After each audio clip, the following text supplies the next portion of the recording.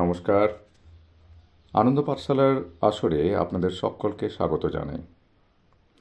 আজ আমি আপনাদের জন্য নিয়ে এসেছি আমার নিজের লেখা আরও একটি কবিতা। কবিতাটির নাম সৃষ্টিকর্তা। গরম পড়েছে বেজায়, সূর্য যেন ফেটে পড়তে চাইছে পৃথিবীর বুকে। এক ফোঁটা জলও আর আস্ত থাকবে না যেন। তাপের তীব্রতা শহরের রাস্তা থেকে মুছে ফেলেছে জীবনের চিহ্ন। ইটকাঠের মরুভূমিতে মরুদ্যানের মরীচিকা ছড়িয়ে রয়েছে শুধু, কিন্তু নোনা জলের বন্যা বইছে শ্রমিকের গা বেয়ে। তবু কাজ চলছে, চলছে বিশুদের হাত ধরে।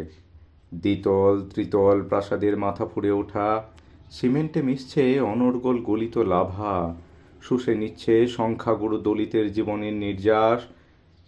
ইন্দ্রর বজ্র তবু চুপ, তার তেজ তোলা রয়েছে গুরুভার লঘু মানুষগুলির জন্য।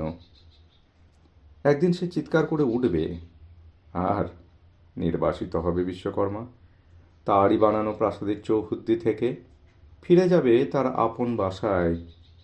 বাবুয়ের মতো তা সুন্দর, কিন্তু বজ্রের হানা সহ্য করার শক্তি তার নেই। ভেঙে পড়বে হুড়মুড়িয়ে, তার নিচে চাপা পড়ে চোখ বন্ধ করে দেখবে সগর্বে দাঁড়িয়ে আছে তারই বানানো প্রাসাদ। তবু সেই বহুতল থেকে চোখে পড়বে না তার অস্তিত্ব। কোথাও তার নামও লেখা থাকবে না। সৃষ্টিই ভুলে যাবে তার সৃষ্টিকর্তাকে। ধন্যবাদ।